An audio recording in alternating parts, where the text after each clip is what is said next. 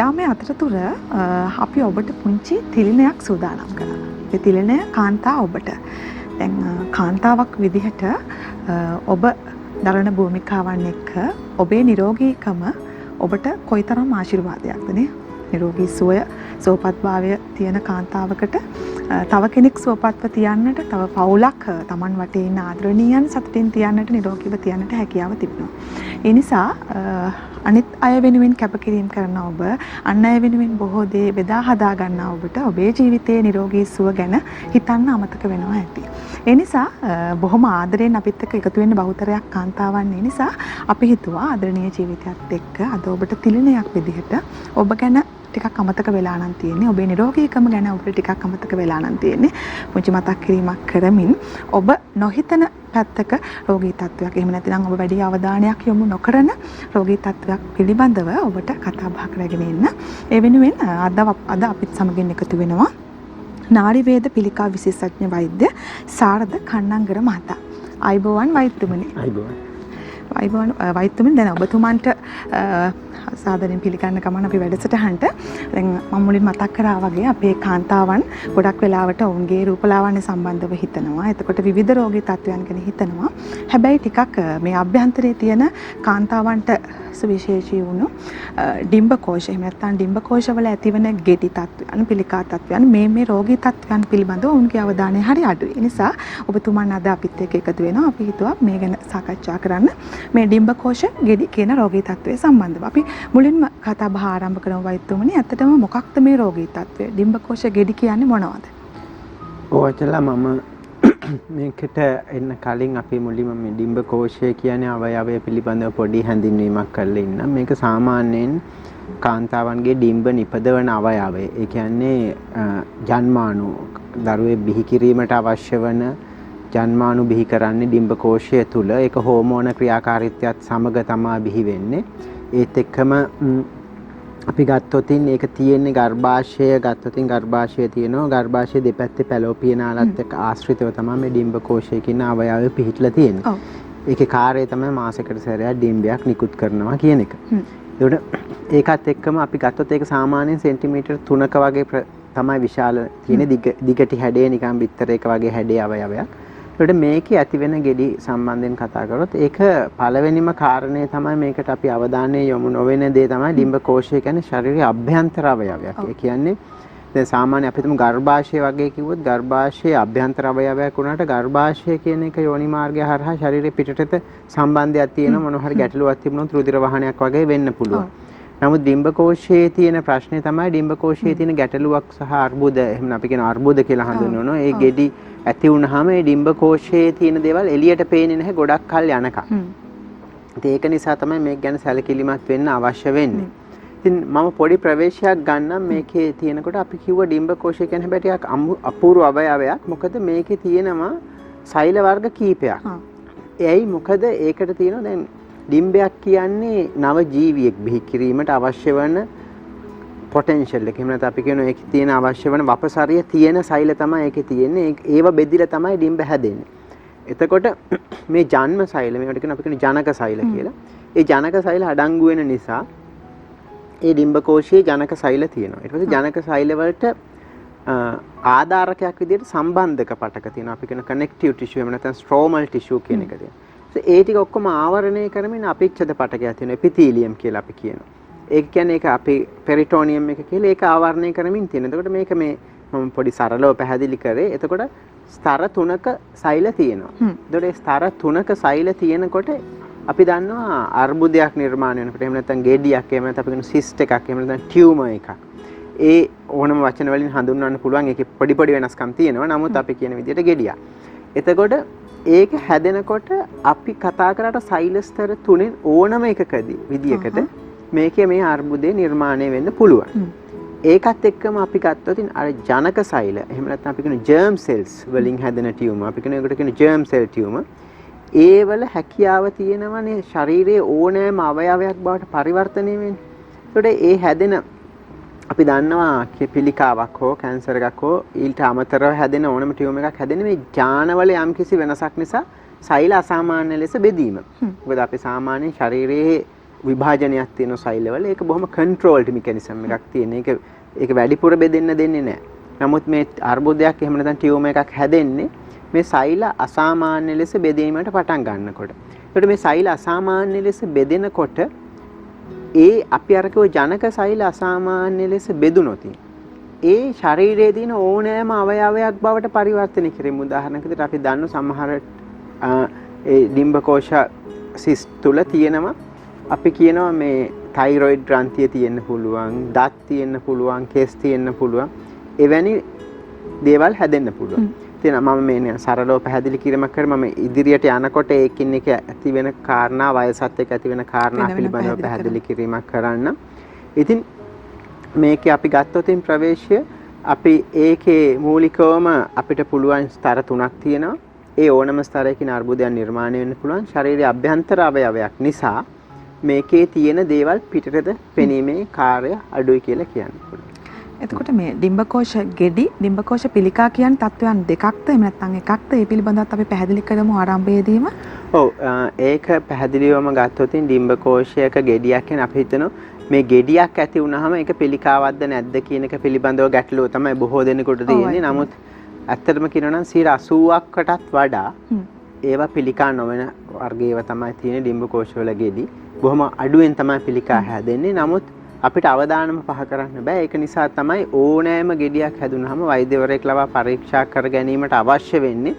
මොකද මේක පිළිකාවක්ද නැද්ද කියන එක හරියටම ඒක ඇහෙන් දැකලා ඒකට අපි කියන එක හොඳ ඇසෙස්මන්ට් එකක් කරලා තමයි අපිට ගන්න වෙන්නේ. ඒකෙදී අනවශ්‍ය ලෙස බියවිය යුතුත් නැහැ. මොකද සමහර වෙලාවට දැන් වෛද්‍යවරයා කිව්වහම ගෙඩියක් කියලා මේක සමහරලාට අනවශ්‍ය ලෙස බිය වෙනවා. ඇත්තටම රෝගී නිතර නෙමෙයි සමහර වෛද්‍යවරුත් අනවශ්‍ය ලෙස බිය වෙනවා. මේකට මේ ගෙඩියක් කිව්වහම මේක මොකද මේ දැන් අපි දැන් මම සාමාන්‍ය පිළිකා රෝහලේ වැඩ කරන්නේ. පිළිකාව පිළිබඳව දැකලා තියෙන ගොඩක්. එතකොට මේක පිළිකාවක් කියලා. එතකොට දැන් සමහර පිළිකා පිළිබඳව එච්චරම දන්නේ නැතු සාමාන්‍ය විදියට කරන ඔපරේෂන් කරනකොට ඒක දැක්ක ගමන් මේක පිළිකාවක්ද නොවේද කියන ගැටලුව ඇතිවෙන වෛද්‍යවරයාට 100%ම කියන්න බැහැ. එතකොට ඔහු අර රෝගියාව අපි කියන රීඇෂුව කරන රෝගියාගේට හිතට පොඩි සහනයක් දෙන්න පෙළඹෙන්නේ නැහැ. මොකද වෛද්‍යවරයාගේ පැත්තෙන් පොඩි බයක් තියෙනවා මේක දැන් මම කිව්වොත් එimhe මේක පිළිකාවක් නෙමෙයි වගේ කියලා රෝගියා ප්‍රතිකාර නොකර යන්න පුළුවන්. එතකොට සාමාන්‍යයෙන් ගොඩක් වෙලාවට ඒ වෛද්‍යවරයා මේක ටිකක් පිළිකාව පැත්තට බර කරලා කියන ගතියක් තියෙනවා. මොකද එතකොට රෝගියා ප්‍රතිකාර සඳහා යොමු කරවීමේ අදහසින්. ඉතින් ඒ වගේ අවස්ථාවල් වලදී මට හම්බෙලා තියෙනවා. නමුත් ඒක ඇත්තටම එතකොට සමහරලාට ඒක අනිත් පැත්ත වෙන්නේ ගොඩාක් බය වෙනවා. ඔව් පිළිකාවක් කියලා කිව්වහම ඒක බය වෙනවා. එතකොට ඒක ડિප්‍රෙෂන් වැනි තත්ත්වවලට යන්න පුළුවන්. ඒ වැනි ඊට පස්සේ අඬාගෙන එන රෝගීන් ඉන්නවා. ඉතින් එතකොට ඒ වගේ වෙලාවට අපිට කියන්න වෙන්නේ මේක මෙහෙමයි මම ගොඩක් පිළිකාවල් පිළිබඳව දැකලා තියෙනවා. මේක පිළිකාවක් වෙන්න තියෙන ඉඩ කඩ අඩුයි කියලා එහෙම රෝගියා පොඩක් සනසලා ඒක පොඩක් කූල් ඩවුන් කරලා තමයි ප්‍රතිකාර වලට යොමු වෙන්නේ. මොකද මේකේ අනිවාර්යයෙන්ම අචලා දැන් මේ ගෙඩියකට තියෙන යොමු වීමේ ප්‍රතිකාරය තමයි ශල්‍ය කර්මයක් කියන එක. ඒ ශල්‍ය කර්ම තියෙනවා ලැපරොස්කෝපි විදියට කරනවා තියෙනවා ඕපන් සර්ජරිස් තියෙනවා. ඒකට ඒ ශල්‍ය කර්මයක් වලට යොමු වීමේදී රෝගියා හොඳ මානසික තත්වයකින් සිටිය යුතුයි. මොකද නැත්තම් ඔහු බිය වෙලා එහෙම නැත්නම් ශල්‍ය කර්මයට බය වෙලා යනකොට මම සාමාන්‍ය අත්දැකීම දෙයක් තමයි බියෙන් ශල්‍ය කර්ම වලට යන රෝගීන්ට කොහොමද සංකූලතාව වැඩි, වේදනාව වැඩි, ගැටලු වැඩි වෙනවා. මොකද ඔහුගේ රසායනික ක්‍රියාකාරීත්වයන් වෙනස්. රෝගියා බොහොම ශක්තිමත්ව අපි කියන හරි කොන්ෆිඩන්ස් එකකින් මේ ශල්‍ය කර්මයට මුහුණ දෙනවා නම් ඔහුගේ ඒ අවුට්කම් එක ගොඩක් හොඳයි. ඒක නිසා ඒ මානසික තත්ත්වය ඇති කිරීම ඉතාමත්ම වැදගත්. ඔබ ප්‍රශ්නය ගත්තොත් එහෙම මේක එකක්ද දෙකක්ද කියලා ඇත්තටම සාමාන්‍යයෙන් අපි කියන බිනයින් සිස්ටර් සහ කැන්සර් සිස්ටර් ඒක දෙකක්. නමුත් මේ දෙක වෙන් කර හඳුනා ගැනීම තමයි වැදගත්ම කාරණේ වෙන්නේ.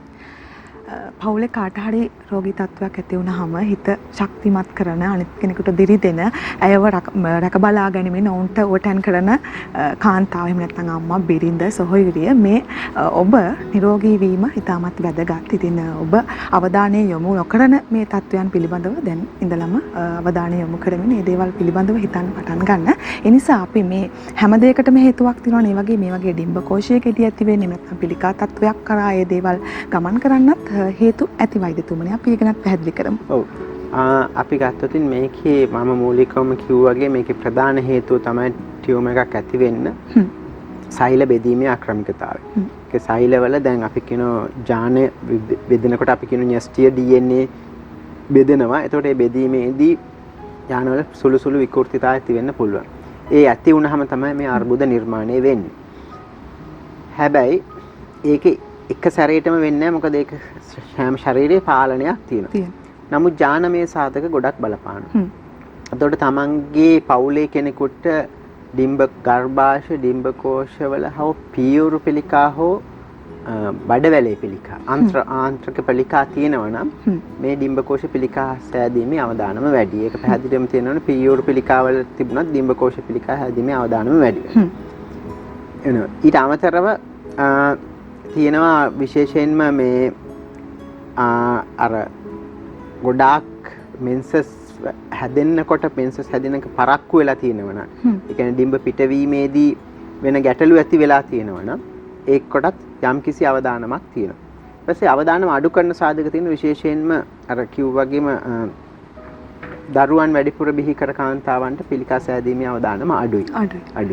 දරුවන් කීප දෙනෙක් ඉන්නවනේ. ඊළඟට විශේෂයෙන් ඉන්පස්සේ දරුවන්ට කිරි දීලා තියෙනවා නම් ඩිම්බකෝෂ සෑදීමේ පිළිකා අවදානම අඩු වෙනවා. මොකද ඒ කියන්නේ කාලය තුල ඩිම්බ පිටවීමක් වෙන්නේ නැහැ නේ ගර්භණී කාලේ.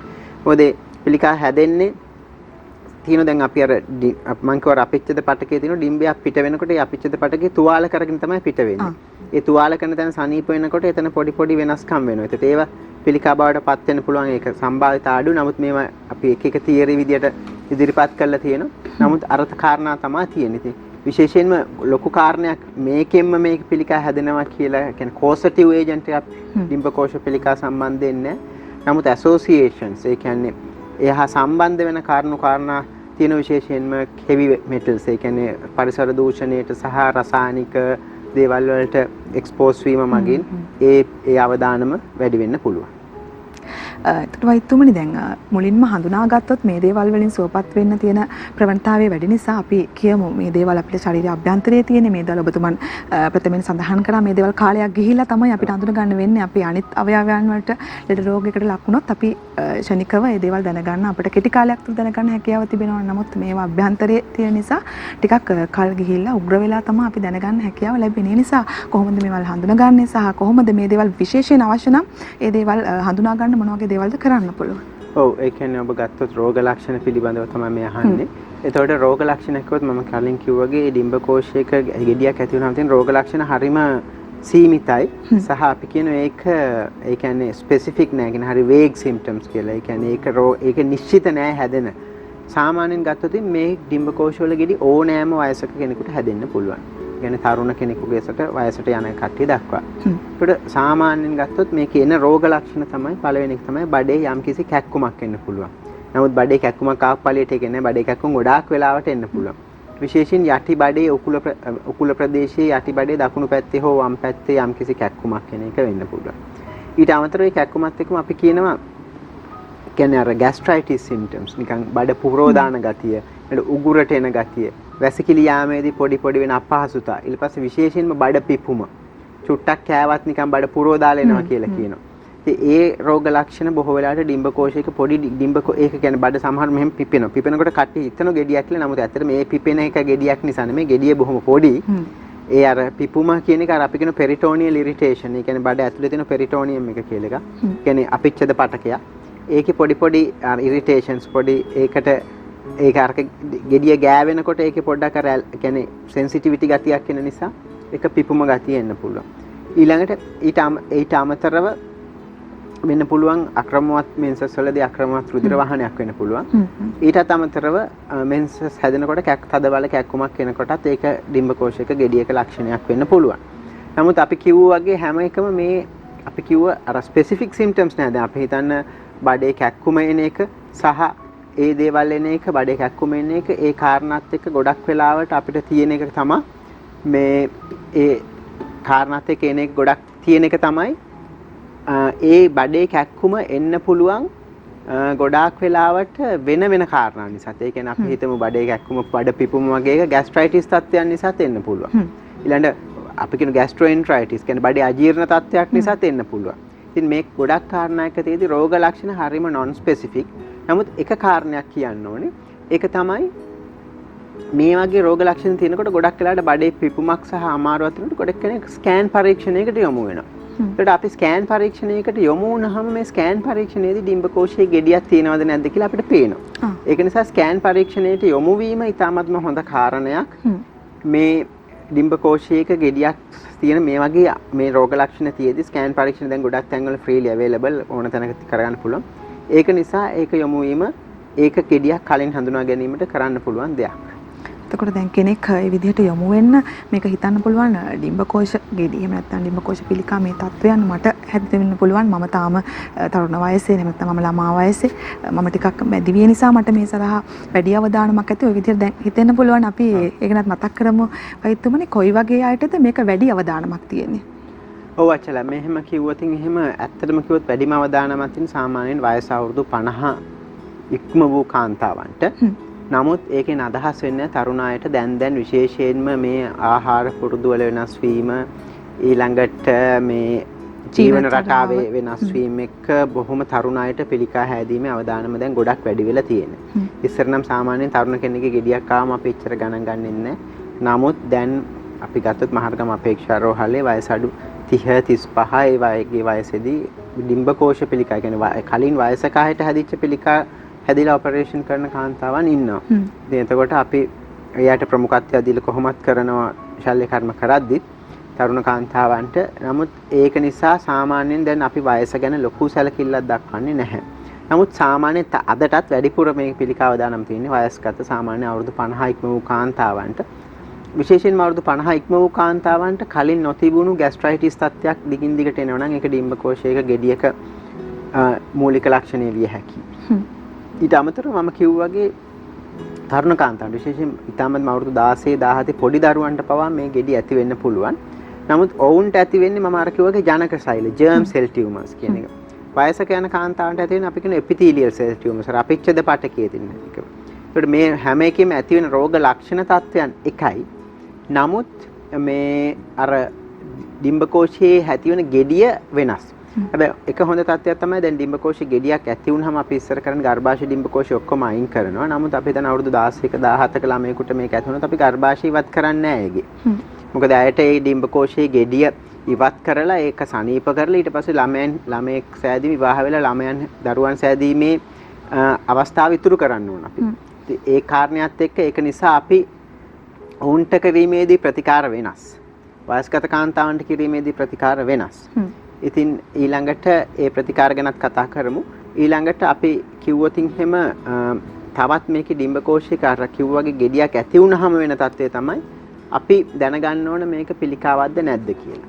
ඒකට අපි තියෙන විවිධ රුධිර පරීක්ෂණ ඒ පරීක්ෂණ කරලා අපි ඒක අදාළ ප්‍රතිකාර කරනවා. වෛද්‍යතුමනි සාමාන්‍යයෙන් ගර්භාෂයේ රෝගී තත්ත්වයක් ඩිම්බකෝෂවල රෝගී තත්ත්වයක් කියලා වචනෙන් කවුරු හරි කිව්වත් වෛද්‍යවරයෙක් ප්‍රකාශයක් කරත් කෙනෙක්ට එකපාරම ගෑනු කෙනෙක්ට බයක් ඇති වෙනවා.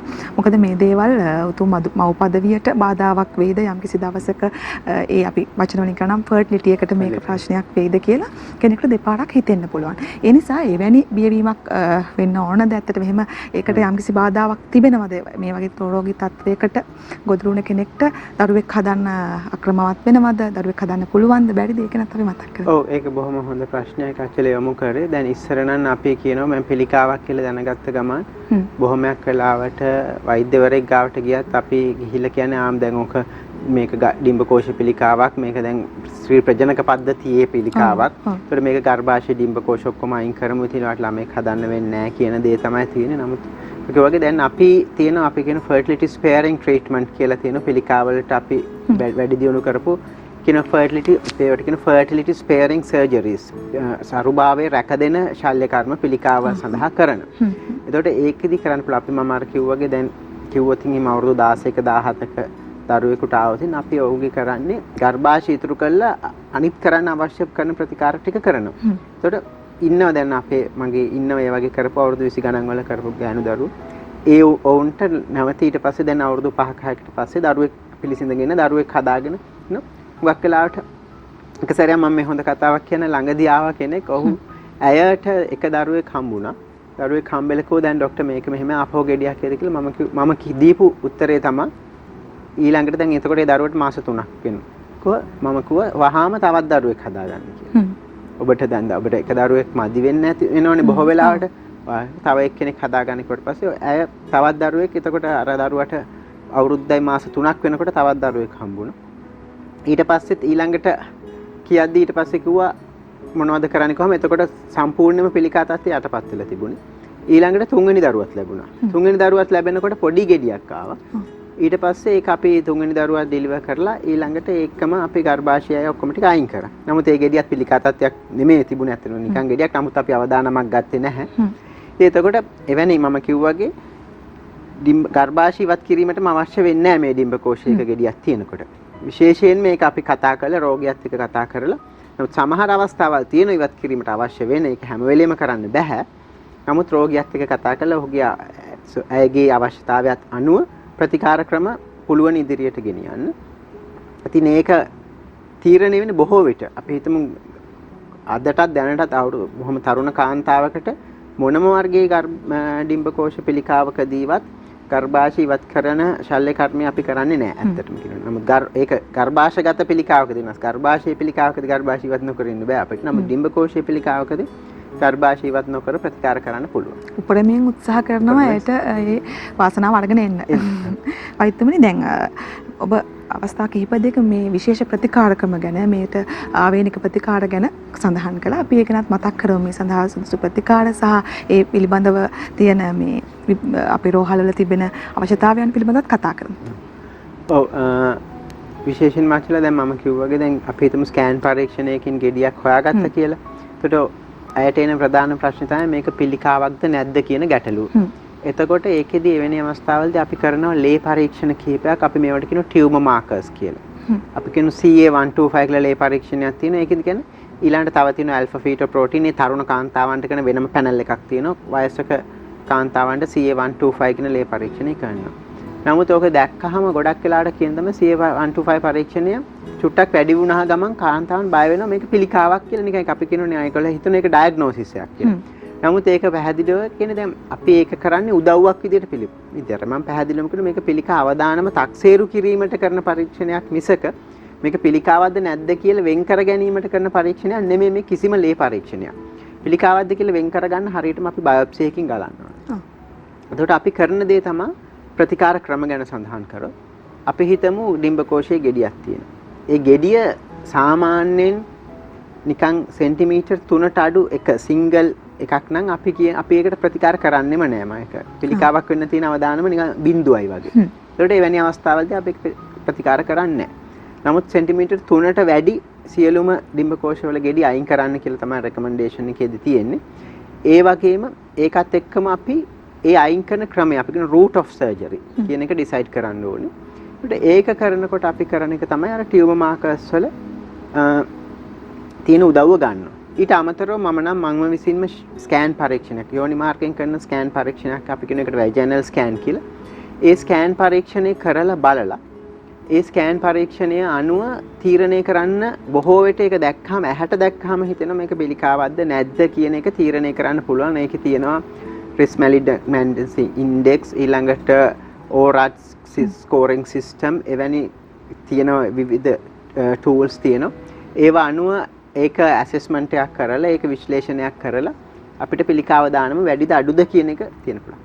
පිළිකාව දානම අඩු ගෙඩියක් නම් අපි මොනම වෙලාවකවත් මේ විවෘත ශල්‍ය කර්මයක් කියන්නේ open surgery එකකට යන්නේ අපි යන්නේ laparoscopic surgery එකකට. කියන්නේ laparoscopic surgery කියන්නේ keyhole surgery කියලා අහලා ඇති ඔබ. ඒ කියන්නේ කැපුමක් නැතුව සිහි නැති කරලා කුඩා සිදුරු කීපයක් හරහා ඒ ඩිම්බකෝෂයේ තියෙන ගෙඩිය අයින් කරනවා. එතකොට ගොඩක් වෙලාවට ඒක සාර්ථකයි. එවැනි අවස්ථාවලදී ඒක ඉවත් කරාම එතනින් පස්සේ ඒ පිළිකාව දානමත් අඩු දෙයක් නිසා කරන්නේ ගොඩක් වෙලාවට ඒක එන පිළිකාවක් නෙවෙයි කියලා. එවැනි අවස්ථාවලදී අපිට ඒ ගෙඩිය පමණක් ඩිම්බකෝෂය ඉවත් කරන්නත් අවශ්‍ය වෙන්නේ. සමහර විට ඩිම්බකෝෂය ඉවත් කරන්න වෙනවා. ඒ ඩිම්බකෝෂය සමහර විට ඉවත් කරත් ඒකත් ලැපරොස්කෝපි හරහාම කරන්න පුළුවන්. එවැනි අවස්ථාවලදී අපි කරන්නේ නැහැ විවෘත ශල්‍ය කර්මය. නමුත් පිළිකාව දානම වැඩි නම් අපි කියනවා ස්කෑන් පරීක්ෂණයේදීත් ගෙඩිය විශාලත්වය ඊළඟට ඩිම්බකෝෂ දෙකේම තියෙන ගෙඩිය එළියට පැතිරීමක් තියෙනවා CA125 වැඩි. එවැනි අවස්ථාවලදී අපි ලැපරොස්කෝපි පරීක්ෂණයක් කරන්න යන්නේ නැහැ. විවෘත ශල්‍ය කර්මයක් මගින් ඒ අවශ්‍ය දේ කරනවා. ගොඩක් වෙලාවට ගර්භාෂය ඩිම්බකෝෂ සියල්ල ඉවත් කිරීමක් කරනවා. ඊළඟට ඊට අමතරව අපි හිතනවා කුද්දැටි වලට පැතිරීමක් තියෙනවා. ඒ කුද්දැටි ඉවත් කිරීමක් කරනවා. ඒ පිළිකාව පැතිරිය හැකි ස්ථානවලිනුත් අපි ඒ ප්‍රදේශ වලට ශල්‍ය කර්මය කරලා ඉවත් කිරීම කරනවා.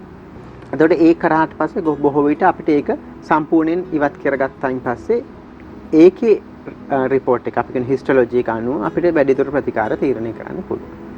දැන් වෛද්‍යතුමනි ඔබතුමන් එක්ක මේ සංවාදයේ ඉන්න අතරතුර මට පුංචි ප්‍රශ්නයක් මතක් වුණා මෙහෙම මේ සමහරට ඒක අපි ක්ලියර් කරගන්නත් එක තමයි මම මේ අහන්නේ. වෛද්‍යතුමනි දැන් අපේ කාන්තාවන් විදිහට ඔසප් චක්‍රයේ යම්කිසි අක්‍රමතාවයන් තියෙන්න පුළුවන්. අධික වේදනාවකට ලක් වෙනවා සමහර අය. අධික රුධිර වහනයන්ට ලක් වෙනවා. විවිධ ගැටලු තියෙනවා. මේ ගැටලු බොහොම සාමාන්‍යයි කියලා සමහර වෙලාවට කාන්තාවන් මේ දේවල් නොසලකා හරිමින් මේ දේවල් වලට මේ වෛද්‍ය ප්‍රතිකාර සඳහා යොමු වෙන මට්ටමට එන්නේ නැහැ. කොහොම හරි වේදනාව විඳගෙන පෙනඩෝල් එකක් ඒ වගේ බීලා ඒ දේ තාවකාලිකව සමනය කරගන්නවා. නමුත් මේ විදිහට ඒ දේවල් යටපත් කර ගැනීම නිසි ආකාරයෙන් වෛද්‍ය ප්‍රතිකාර වලට යොමු නොකිරීම යම්කිසි දවසක ඩිම්බකෝෂ ගෙඩිවල ඩිම්බකෝෂ පිළිකාවලට අවදානමක් තියනවා. හේතු වෙයිද? ඔව් ඇත්තටම මෙහෙම ගොඩක් වෙලාවට අධික රුධිර වහනය සහ රුධිර වහනයේ ආක්‍රමිකතා බොහෝ විට ඇති වෙන්නේ ඩිම්බකෝෂ පිළිකාවලට වඩා ගර්භාෂගත පිළිකාවලට. නමුත් ඔබ කිව්වාගේ ඔසප්පීමේදී වේදනාවක් ඇතිවීම ගොඩක් වෙලාවට මේ එන්ඩෝමෙට්‍රියෝසිස් කියන රෝග තත්ත්වය නිසා ඇති වෙන්න පුළුවන්. අපි දන්නවා එන්ඩෝමෙට්‍රියෝසිස් කියන රෝග තත්ත්වය කියන්නේ නොසලකා හරින්න හොඳ නෑ. එකක් තමයි ඒක මදසරුභාවය වැනි කාරණා ඇති කරන එක කාරණයක්. මේක දිගින් දිගට මේ ගෙඩි පැවතුනොත් මොකද එන්ඩෝමෙට්‍රියෝසිස් එකේදී ඩිම්බකෝෂ වල ගෙඩි ඇති වෙනවා. ඒව පසු කාලික පිළිකා වීමේ අවදානමක් තියෙනවා. ඉතින් බොහෝ විට එන්ඩෝමෙට්‍රියෝසිස් කියන රෝග තත්ත්වයේදී අපි ප්‍රතිකාර කරන්නේ ලැපරොස්කොපි කියන්නේ ඒක අපි කියන ඇඩ්වාන්ස් ලැපරොස්කොපික් ටෙක්නික්. ඒ කියන්නේ සාමාන්‍ය විදියට කරන්න අමාරුයි. ඒක ගොඩක් විශේෂ පුහුණුවක් සහිතව ඇඩ්වාන්ස් ලැපරොස්කොපි ශල්‍ය කර්මයක් මගින් ඒ එන්ඩෝමෙට්‍රියෝසිස් රෝග තත්ත්වයේ තියෙන ගෙඩි ගොඩක් වෙලාවට සියල්ලම තව තියෙන අපි කියන නොඩියුල්ස් ඒ සියල්ල ඉවත් කිරීම අවශ්‍ය වෙනවා.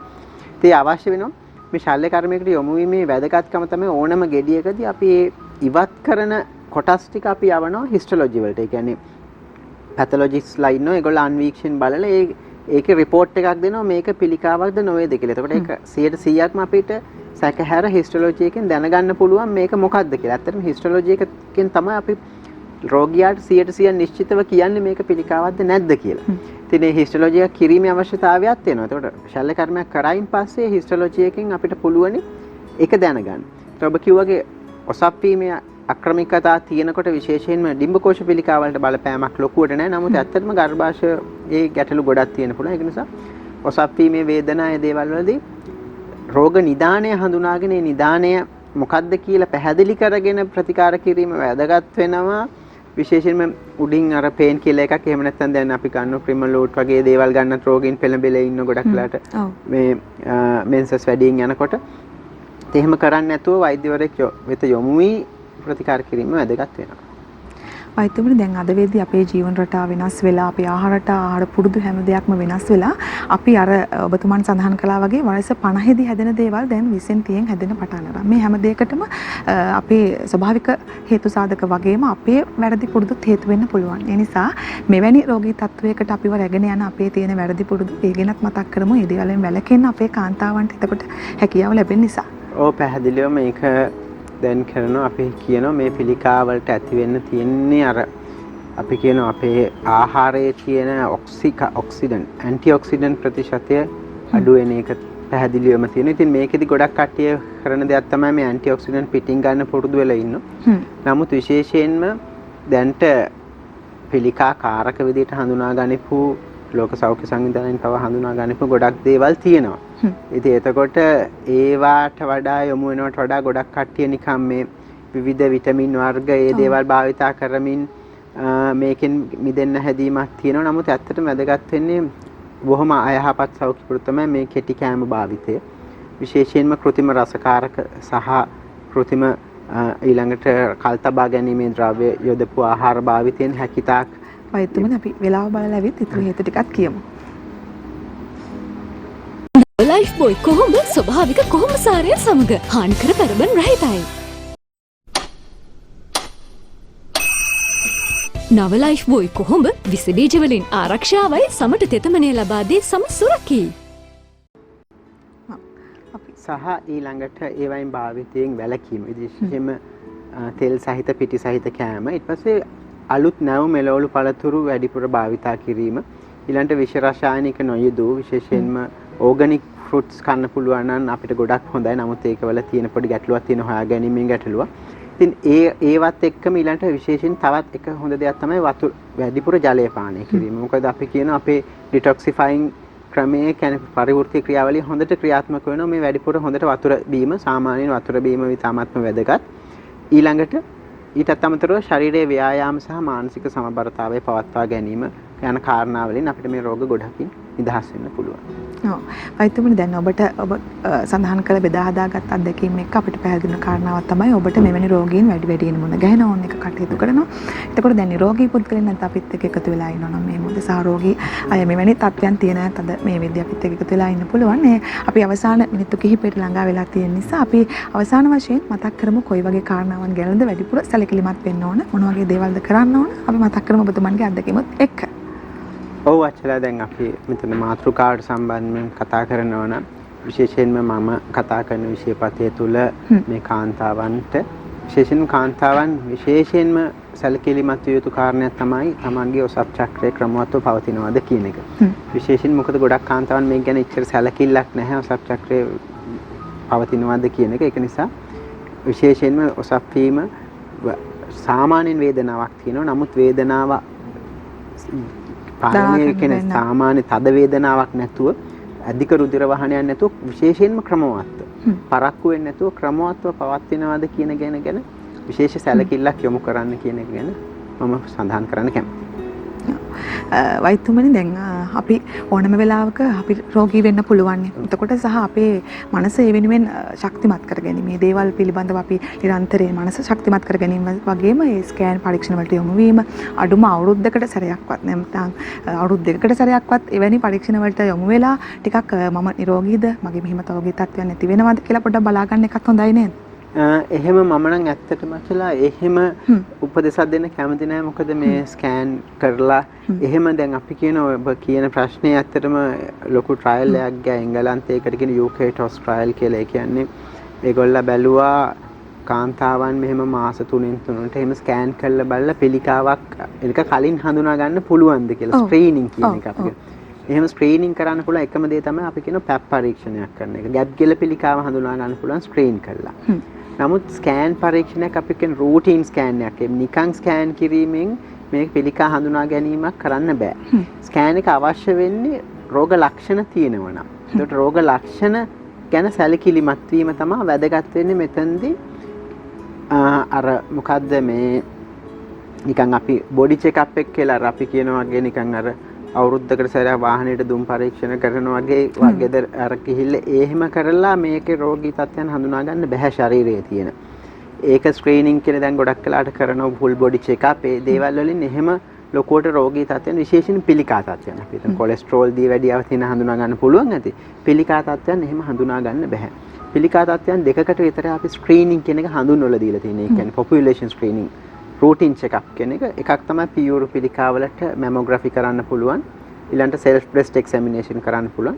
ගැප් ගෙල පිළිකාවලට පුළුවනි පැප් පරීක්ෂණය කරන්න. පැප් පරීක්ෂණය හැම වසර 5කට වරක්ම කරගන්න එක අන්න ඒක වැදගත් කාරණයක් කියලා සඳහන් පුළුවන්. ජීවිතය කියන්නේ හරි කෙටි දෙයක්. ඒ දේ ඇතුළත ලෙඩ වෙලා දුක් විඳලා එහෙම නැත්නම් අපිට අපි ගැන අපි මේ ජීවිතේ විඳින්න තියෙන අවකාශය අඩු කරගෙන ලෙඩ රෝගී තත්ත්වයන්ට ගොදුරු වෙන්න තියෙන කාලයක් නෙවෙයි. ඒ නිසා හැකි හැම අවස්ථාවකදීම වැඩියෙන් නිරෝගී වෙන්න තමන්ට මේ නිරෝගී ආශිර්වාදය ළඟා කරගන්න උත්සාහ කරන්න.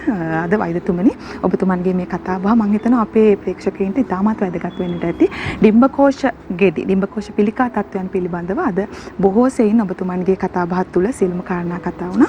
ඉතින් අද අපිත් සමගින් එකතු වුණේ නාඩි වේද පිළිකා විශේෂඥ වෛද්‍ය සාරද කන්නංකර මහතා.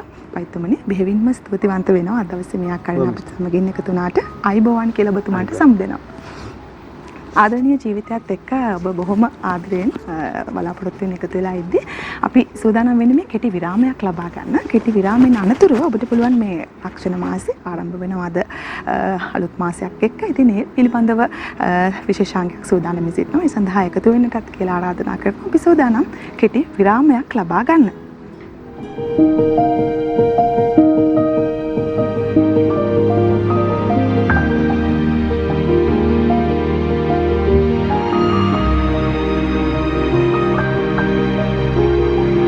දිනපතා අලුත් වීඩියෝ සහ ප්‍රවෘත්ති නැරඹීමට ඉහත බටන් එක ක්ලික් කර සියත TV සබස්ක්‍රයිබ් කරන්න.